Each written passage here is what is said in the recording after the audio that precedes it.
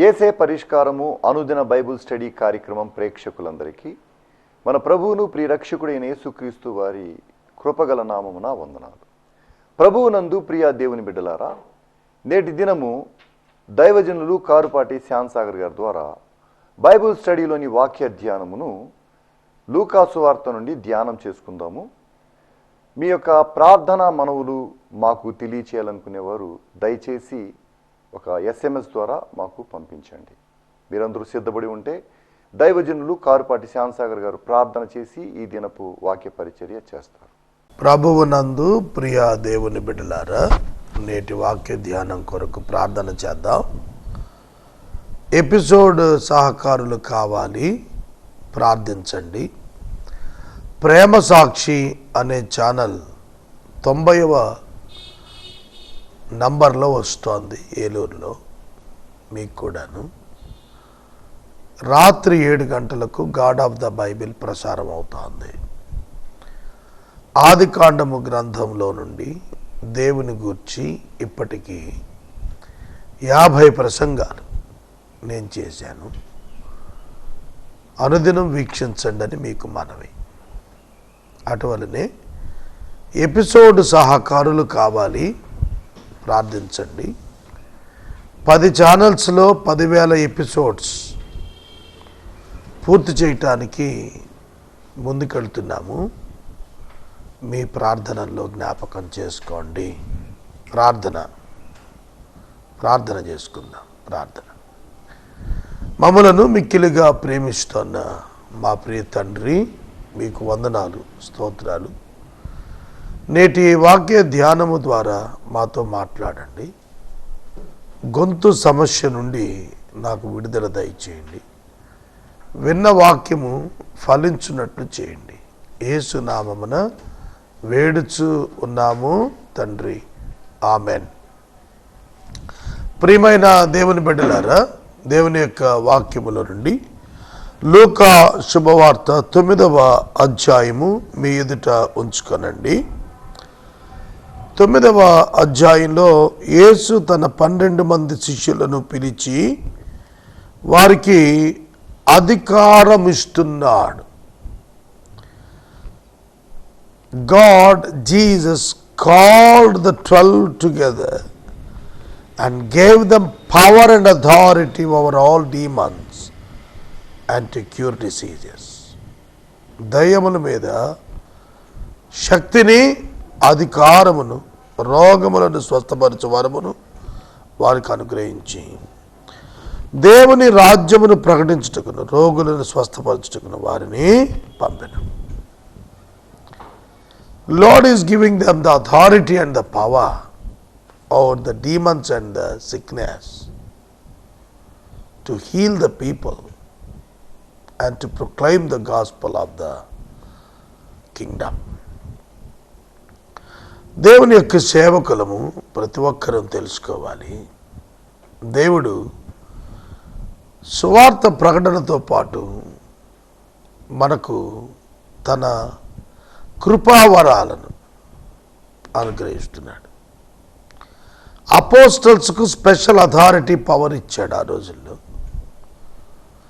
ఇప్పుడైతే తన ఆత్మ ద్వారా ఒక్కొక్కరికి అవసరమును బట్టి వివిధ రకాలైన పరిచర్యలు నిర్వహించడానికి కృపావరాలు ఇస్తున్నాడు. కృపావరములు, వాటిల్లో స్వస్థత చేసేటువంటి, అద్భుతాలు చేసేటువంటి, భాషలు మాట్లాడేటువంటి వరాలు ఉన్నాయి అందులో. ఇవాళ మానసిక బలహీనతల మీద పరిచర్యలు కడుతున్నారు. అది సరైన పద్ధతి కాదు. టెక్నికాలిటీస్ మీద మినిస్ట్రీస్ బిల్డ్ చేస్తున్నారు. అది కరెక్ట్ కాదు.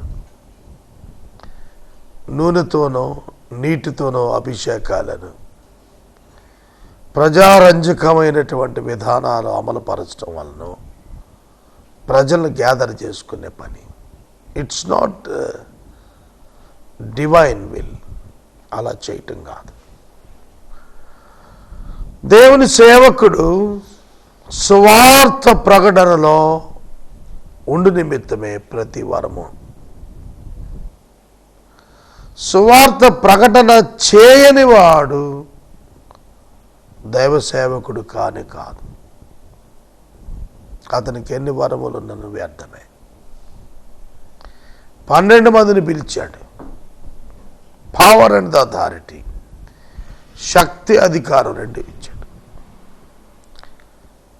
దయ్యాలను వదిలించండి, వ్యాధిగ్రస్తుల్ని బాగు చేసేయండి, హీల్ దెమ్, మిరకల్స్ చేయండి. మీరు వెళ్ళండి, ప్రజల్లోకి వెళ్ళండి, దేవుని రాజ్యము ప్రకటించండి. Proclaim the kingdom of God. Go and preach the gospel of kingdom. శిష్యులప్పుడు రాజ్యానికి వచ్చి ప్రకటించమన్నాడు. యూదులకు రాజ్యం కొరకు ఎదురు చూస్తున్నారు ఆనాడు. అందుకే పరలోకపు ప్రార్థనలో నీ రాజ్యము వచ్చును గాక అనే పదం ఇంక్లూడ్ అయి ఉంది. Israel is waiting to hold a great nation for them. అది వస్తుంది ఖచ్చితం. ఇవాళ నేను కొన్ని ప్రవచనాలు చదివా. యేసు 2వ రాకడకు ముందు 7 ప్రవచనాలు, నెరవేరవలసిన 7 ప్రవచనాల్లో రీబిల్ట్ ఆఫ్ జెరూసలేం టెంపుల్ ఒకటి, దేవాలయము తిరిగి నిర్మాణం చేయబట్టం. ఈ మధ్యకాలంలో నేను యెరూషలేము వెళ్ళినప్పుడు అక్కడ చెప్పారు, ముస్లిమ్స్కి జ్యూస్కి యుద్ధం జరుగుతుంది, ఎప్పుడు పోరాటమే. డూమ్ ఆఫ్ ద రాక్, యెరూషలేంలో dome of the rock is under the control of the Muslims today. దాన్ని స్వాధీనం చేసుకోవాలని చెప్పి యూదుల ప్రయత్నం. అక్కడ వార్ వస్తుంది, అక్కడ ఖచ్చితంగా వార్ వస్తుంది. యూదులు దాన్ని స్వాధీనం చేసుకొని తీరుతారు. అక్కడ మందిరం కడతారు. ఆ మందిరం నిర్మాణానికి కావలసినది అంతా కూడా they have already prepared in under ground అని చెప్పుకుంటున్నారు. అక్కడ వితిన్ 3 daysలో కట్టేస్తారట. అవుటర్ అపియరెన్స్ ఉండే ఆ బిల్డింగ్ అంతా కూడాను, స్ట్రక్చర్ అంతా వితిన్ 3 daysలో లేపేస్తారు. అంత గొప్ప సాంకేతికత వాళ్ళ దగ్గర ఉందని చెప్పుకుంటున్నారు. వాళ్ళు నిత్యము కూడా తగుబడుతూనే ఉన్నారు ఆ స్థలాల కోసం. ఎందుకు చెబుతున్నానంటే ద కింగ్డమ్ ఆఫ్ గాడ్, దేవుని పరిపాలన కొరకు వాళ్ళు ఎదురు చూస్తున్నారు.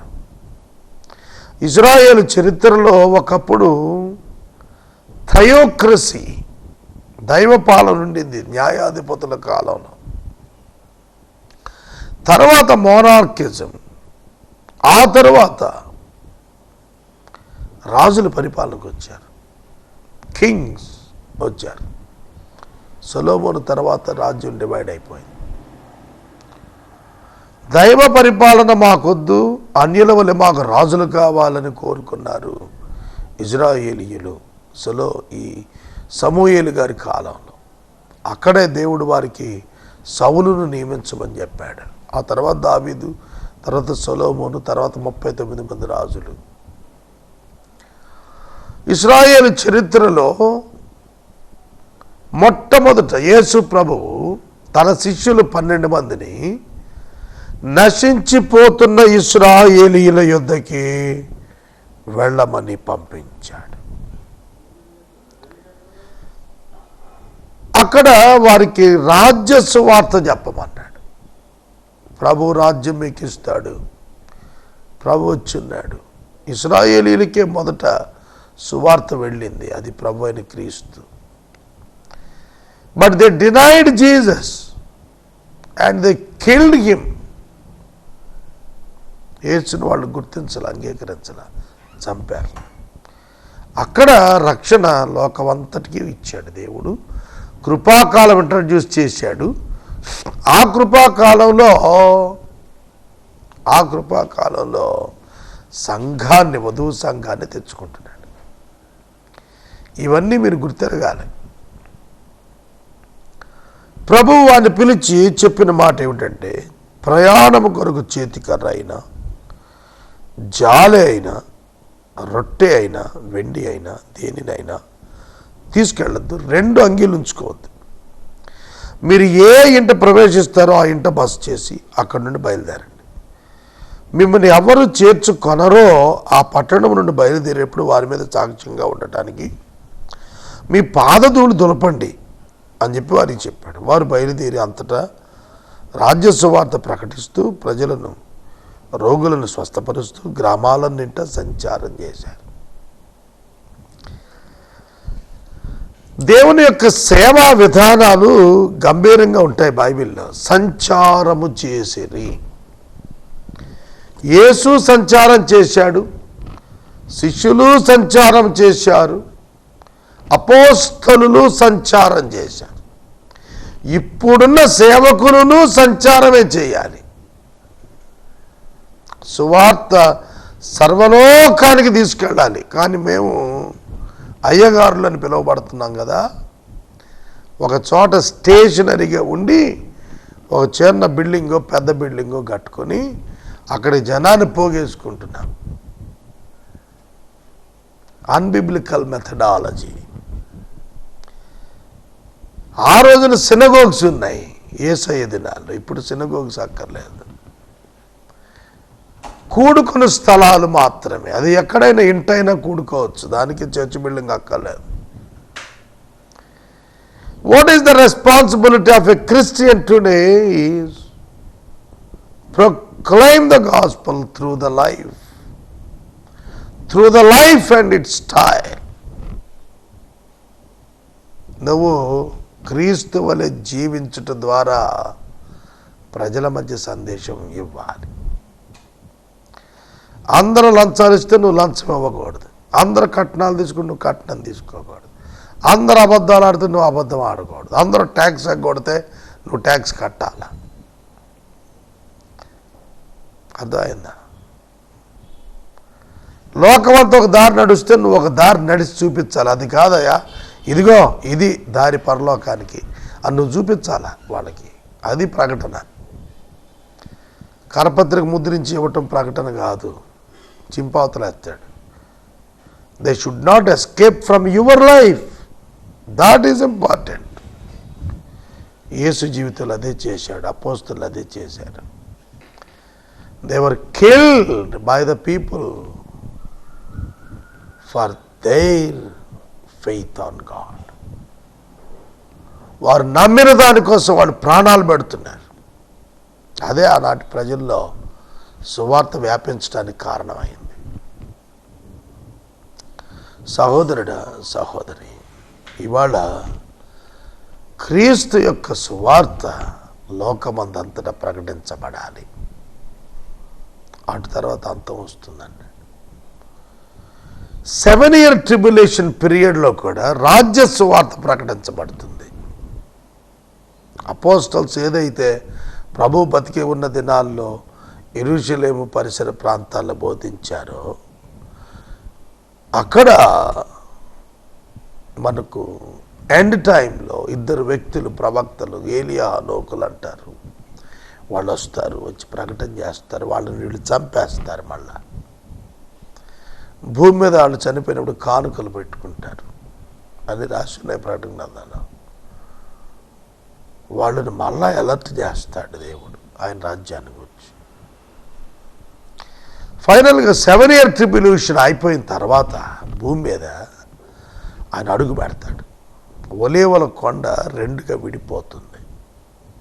ఒలీవ కొండ ఇప్పటికే ఇంటర్నల్ క్రాక్ ఉందని చెప్తున్నారు సైంటిస్టులు. అక్కడ లోయ ఏర్పడుతుందని. ఎందుకంటే యెరూషలేము ముఖద్వారం గోల్డెన్ గేట్కి ఆపోజిట్గా ఉంటుంది ఒలీవల కొండ. దీని మీద హోటల్స్ కట్టాలని ప్రయత్నం చేశారు. ఇజ్రాయేలు రోజుకి 3 to 5 lakhs పిల్గ్రిమేజెస్ 208 కంట్రీస్ నుంచి. More than 208 countries విజిటర్స్ ఉంటారు ఎవ్రీడే. అందుకని వాళ్ళందరికీ సరిపడా హోటల్స్ కోసం యత్నం చేస్తూ అక్కడ హోటల్స్ కట్టాలని ప్రయత్నిస్తే అది పగిలిపోతుంది, వద్దని చెప్పారు ఆర్కిటెక్ట్స్. పగులుతుంది కొండ అని చెప్పారు. ప్రభు వచ్చినప్పుడు అక్కడే కాలు పెట్టేది. గోల్డెన్ గేట్ నుంచి ఆయన లోపలికి పోయేది. అక్కడ ఆయన యెరూషలేములో 1000 ఏండ్ల పాలన వస్తుంది. దేవుని వాక్యము యేసుక్రీస్తు ప్రభువునందు విశ్వాసం ఉంచమని, ఆయనే మెస్సియా అని చెప్పటానికి శిష్యులను వినియోగించుకున్నాడు, కానీ యూదులు నమ్మలేదు. అందుకే చెప్పాడు, ఏ ఇంట ప్రవేశిస్తారో అక్కడే ఉండండి, వాళ్ళు ఏం పెడతారో అదే తినండి. వాళ్ళు రిఫ్యూజ్ చేస్తే ఆ గ్రామం వాళ్ళు పాదాల ధూళి అక్కడ దులిపేసి వచ్చేమన్నాడు. ఇది మనకు కాదు, యూదులకి. యోధా గ్రామాల గురించి మాట్లాడాడు ఈ విషయాలు. ఇప్పుడు మనవాళ్ళు చెప్పుకుంటున్నారు, ఎవరైనా సువార్త చెప్తే వినకపోతే పాదాలు ధూళి దులిపిరండి అని. పాదాలు ధూళి దులిపిరాటం కాదు, తన్నులు దీనైనా మళ్ళీ వెళ్ళి చెప్పిరా, అది ఇవాళ సిద్ధాంతం. ఈ సువార్త కృపా సువార్త, క్రీస్తు యొక్క రక్షణ సువార్త, కృపా సువార్త. దీన్ని చెప్పటానికి వాళ్ళు వద్దన్నారు కదా అని వచ్చేయాల్సిన పని లేదు. వాళ్ళ కొరకు కనికరం కలిగి ప్రార్థించి సువార్త చెబుతూనే ఉండాలి. లూకా 9లో చెప్పినది అక్కడ పట్టణాలు, యేసు శిష్యులు తిరుగాడుతున్న యోదయ, సమరయ, గలిలయ ఆ ప్రాంతాల్లో ఉన్నటువంటి పట్టణాలు యేసు పంపించినప్పుడు నియర్ బై విలేజెస్కి పోయారు వాళ్ళు. అక్కడ ప్రాంతాలే తిరిగారు. అక్కడ మెస్సియా వచ్చాడనే సందేశం చెప్పమన్నాడు. దానికి ఆధారంగా అద్భుతాలు చేసే శక్తిని ఇచ్చాడు. వాళ్ళు చేశారు. అపోస్టల్స్ కూడా చాలా అద్భుతాలు చేశారు. ప్రభు చెప్పింది ఏమిటంటే, చేతికర్ర అయినా, జోలైనా, రొట్టె అయినా, వెండి అయినా దేన్ని తీసుకోవద్దు, 2 అంగీలు ఉంచుకోవద్దు అన్నాడు. అది ఇవాళకు సంబంధించింది కాదు. మీరు సర్వలోకమునకు వెళ్ళి సర్వసృష్టికి సువార్త ప్రకటించండి అన్న చోట అంగీలు గుర్చిన ప్రస్తావన లేదు, చేతికర్ర జోల విషయం లేదు, వెండి విషయం అంతకంటే లేదు. కాబట్టి స్క్రిప్చరు సరిగా మనం విభజించుకోవటం మనం నేర్చుకోవాలి. మీరు ఏ ఇంట ప్రవేశిస్తారో అక్కడ బస చేసి అక్కడి నుంచే బయలుదేరి వెళ్ళమన్నాడు. అది మన ఇల్లు అయితే మనకు మంచి ఆన్సర్ వస్తుంది అన్నాడు ప్రభు. నేను ఇప్పుడు ప్రేమ సాక్షి విషయంలో అదే అనుకుంటున్నాను. ఎవరైతే నాతో కలిసి ముందుకు సువార్తలు సాగాలనుకుంటారో వారితో కలిసి ప్రయాణం చేసేటట్లుగా నేను కొందరు వ్యక్తులను కలుసుకోవాలనుకున్నాను. రిటర్న్ ఆన్సర్ వస్తే మంచిది, రాకపోతే తదుపరి గృహమే మరొకరు. దేవుడు ఏర్పాటు చేసుకున్న వారిని ఐడెంటిఫై చేసుకుంటూ, క్లబ్ చేసుకుంటూ ముందుకు సాగటం పరిచర్యలో దీవెనాకరం. వారు బయలుదేరారు, సువార్త ప్రకటించారు, రోగులు స్వస్థపరిచారు, గ్రామాలంతా సంచారం చేశారు. గ్రామాలు అల్లకల్లోలం అయిపోతున్నాయి. అప్పుడు వారికి ఒక సిస్టమ్ ఉంది, రిలీజియస్ స్పిరిచువల్ సిస్టమ్ ఉంది. దాన్ని బ్రేక్ చేసుకుంటూ పోతున్నారు అపోస్టల్స్. ఆ సిస్టమ్ లీడ్ చేస్తున్న లీడర్స్, జూయిష్ రిలీజియస్ లీడర్స్, లెవైట్స్ ఉన్నారు కదా. శిష్యులు లేవీలు కాదు, శిష్యులు యూదులు. శిష్యులు లేవీలు కాదు. లేవీలే దేవుని సేవ చేయాలి, కానీ వీళ్ళు బోధలు చేస్తున్నారు. అంతే, పబ్లిక్లో ఒక విప్లవంలాగా వచ్చేసింది. కాబట్టి వాళ్ళకు కూడా లైఫ్ థ్రెట్ ఏర్పడింది. యేసు ప్రభువుకే కాదు, శిష్యులకు కూడా ఆయన బతుకున్న దినాల్లోనే లైఫ్ థ్రెట్ వచ్చేసి ఆ తర్వాత ఇంకా పెరిగింది అది. అప్పుడు చతుర్థాధిపతి అయిన హేరోదు జరిగిన కార్యాలన్నిటి గురించి విని ఎటూ తోచక ఉన్నాడు. ఏం అర్థం అవటంలా. హేరోదు మహారాజు పరిపాలిస్తున్నాడు యెరూషలేముని, వాడికి అర్థం కావటంలా. ఎవరే అయినా ఈయన శిష్యులు కూడా అద్భుతాలు చేస్తున్నారు, ఈయన అద్భుతాలు చేస్తున్నాడు. రాజుగా తన దగ్గరకు వచ్చి దర్శించుకోవడానికి ఇష్టపడలేదు ఎప్పుడు. ఎవరైనా అంటే ఏలియా అని కొందరు, పూర్వకాలపు ప్రవక్త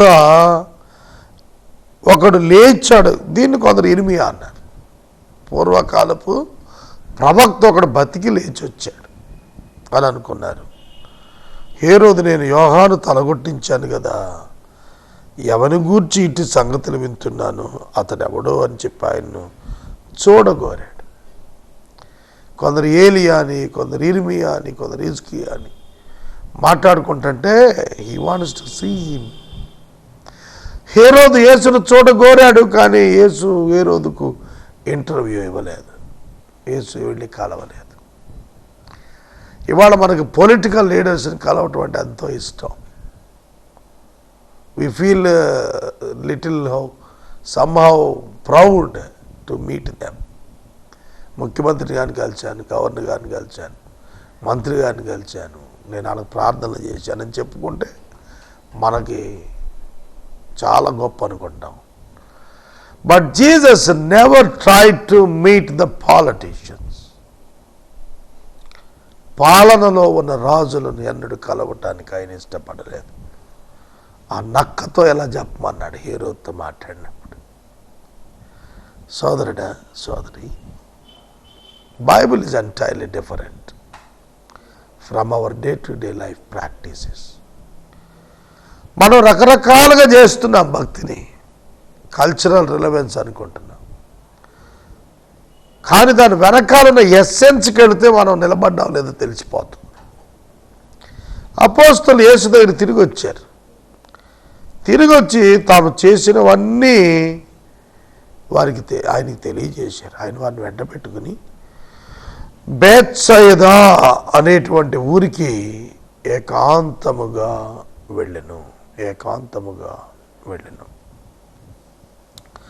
జనసమూహం అది తెలుసుకుని ఆయన దగ్గరకు పరిగెత్తారు. రేపు చెబుతాను అది. ఇవాళ మన ఆలోచన ఎక్కడ ముగిస్తామంటే, మనం అపోస్తలులు తిరిగి వచ్చారు. They were reporting on their return. The apostles told Jesus all that they had done. వాళ్ళు చేసిందంతా కూడా ఆయనకు రిపోర్ట్ ఇచ్చారు. పలానా ఊరు వెళ్ళాం, పలానా పని అయింది, పలానా స్వస్థతలు జరిగాయి, పలానా అద్భుతాలు జరిగాయి. ఓ వండర్ఫుల్ థింగ్. ఒక ప్రభంజనం వచ్చింది, యేసు ప్రభంజనం ఆ గ్రామాల్లో విస్తృతంగా వచ్చేసింది. ఆనాడు వాళ్ళంతా కూడా తెలుసుకోగలిగారు. సోదరుడా, సోదరి, సువార్త ప్రభంజనం రావాల. ఇప్పటికే అది వచ్చింది, అయితే మీడియాలో వచ్చింది, బయట రాలేదు. బయట ప్రజలు ఇంట్రెస్ట్గా లేరు. సువార్త వినటానికి ప్రజలకు ఆసక్తి లేదండి. Their minds are occupied by other things. ఒక కారణం కూడా ఉంది, నేను ఐడెంటిఫై చేసింది. ఏమీ మార్పు లేదు క్రైస్తవుల్లో రూపాంతర అనుభవం క్రైస్తవేతరులు చూడలేకపోతున్నారు. అంత్యొకయలోని విశ్వాసులను క్రైస్తవులను పిలుచుకున్నారు. ఇప్పుడు అలా లేదు మన దగ్గర. మనం మార్పును బయటికి చూపలేకపోతున్నాము. అందుకే పబ్లిక్లో ఇమేజ్ లేదు క్రిస్టియన్స్ అంటే. లోకంలో ఒకళ్ళు అంతే, వివిధ మతాల్లో ఒక మతం అంతే. ఆచారాలతోనే గడిపేస్తున్నాం, శక్తి లేదు. కానీ ఆనాడు అపోస్టల్స్ శక్తి ప్రదర్శన చేశారు, విశ్వాస ప్రదర్శన చేశారు. తాము చేసినవన్నీ కూడా ఆయనకు వచ్చి చెప్పారు. అక్కడ వారు ఆయనతో కూడా బస చేశారు, ఆయనకు తెలియజేసుకున్నారు మొత్తం. They reported him back. వాక్యాన్ని వింటున్నారు కదా. ఎప్పుడైనా దేవుని వద్దకు వచ్చి, ప్రభువా మేము ఇవి మా జీవితాల్లో చూడగలిగామని చెప్పగలుగుతున్నామా? మినిస్ట్రీస్ మారిపోతున్నాయి, రోజు రోజుకి మారిపోతున్నాయి. నూనె అభిషేకం కాలం పోయి ఇప్పుడు నీటి అభిషేక కాలం. నూనెతో చేసేవాడు 10-15 ఏళ్ళుగా అభిషేకాలు, ఇప్పుడు నీళ్లు చల్లి స్వస్థతల బంధం అంటున్నాడు. విచిత్ర విన్యాసాలు క్రైస్తవ్యంలో చోటు చేసుకుంటున్నాయి. అవి బైబిల్లో లేవు, కానీ వాడుకలు అవి ఇప్పుడు విస్తృతం అయిపోయాయి. శాటిలైట్ చర్చెస్ అని విన్నాను నేను.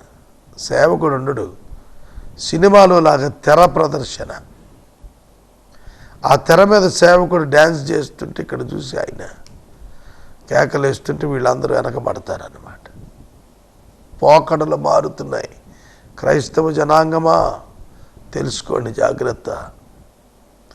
ప్రభువు రాకడొస్తోంది, ఫిల్టర్ అయిపోతారు. Many people will be filtered. క్రైస్తవ మతాన్ని ఆశ్రయించిన వారు, క్రీస్తును కాక మతాన్ని ఆశ్రయించిన వారు ఫిల్టర్ అయిపోతారు. రాజీపడే క్రైస్తవ జాతి ఫిల్టర్ అయిపోతుంది. ఎత్తబడే గుంపులో ఉండరు వాళ్ళు. Every Christian must take care of their spiritual life. నిత్యము ప్రార్థనతో, ఆరాధనతో, పాటలతో, స్తుతి గీతాలతో, పరిశుద్ధాత్మయందరి ఆనందముతో ఉండటం నేర్చుకోవాలి. నిత్యము సువార్త ప్రకటన కొరకైన సిద్ధ మనసుతో ఉండాలి. అట్టి కృప పరిశుద్ధాత్మదేవుడు మీకు ఇచ్చును గాక. ఎపిసోడ్ సహకారి ఎవరు లేరు దినం. రేపటి నుండి సహకారులు కావాలి. ఈ మాసం 30 దినాలు ఎపిసోడ్ సహకారులు రావాలి. ప్రార్థన చేయండి. మనము ఇంతవరకు దైవజనులు కారుపాటి శ్యామ్సాగర్ గారి ద్వారా బైబిల్ స్టడీలోని వాక్య ధ్యానమును లూకాసు వార్త నుండి ధ్యానం చేసుకుందాం. మీ ప్రార్థనా మనవులు మాకు తెలియచేయాలనుకునేవారు దయచేసి SMS ద్వారా పంపించండి. అలాగే మీ కుటుంబ పక్షముగా ఒక ఎపిసోడ్ ఆర్థిక సహకారం అందించాలనుకునేవారు మాకు ఒక SMS పంపిస్తే మా సిబ్బంది మీ గృహాలను దర్శిస్తారు. అదేవిధంగా ప్రతిరోజు సాయంత్రము 7 గంటల నుంచి 7:30 వరకు బ్లెస్సింగ్ టీవీలో దైవజనులు కారుపాటి శ్యామ్సాగర్ గారి ద్వారా యోబు గ్రంథం యొక్క ధ్యానాలు జరుగుతున్నవి. దయచేసి ప్రేక్షకులందరూ కూడా వీక్షించాలని మనవి చేస్తున్నాం. ముగింపు ప్రార్థన ఆశీర్వాదాలతో ఈ కార్యక్రమాన్ని ముగించుకుందాం. ప్రార్థించుకుందాము. తలలు వంచండి. మమ్ములను మిక్కిలిగా ప్రేమిస్తున్న మా ప్రియ ప్రభువా, మీకు వందనాలు, స్తోత్రాలు. నేటి వాక్య ధ్యానం ద్వారా మాతో మాట్లాడినందుకు మీ కృతజ్ఞతలు. క్రీస్తు యొక్క సువార్త, కృపా సువార్త, రక్షణ సువార్త లోకములో అన్యజనులందరికీ ప్రకటించుటకు మాకు సహాయం చేయండి. విన్నవారు మిమ్మల్ని గ్రహించుటకు, అంగీకరించుటకు కృప చూపించండి. నేటి వాక్య ధ్యానము దీవెనగా ఇచ్చినారని వందనాలు చెల్లిస్తూ, మీ దాసుని యొక్క థ్రోట్ ముట్టి బాగు చేసి పరిచర్యకు ఆటంకం లేకుండా చేయమని యేసు నామమున వేడుచున్నాము తండ్రి, ఆమేన్. తండ్రి అయిన దేవుని ప్రేమ, కుమారుడైన యేసయ్య కృప, పరిశుద్ధాత్మని యొక్క అన్యోన్య సహవాసం సదా మనకు తోడై ఉండును గాక. ఆమేన్.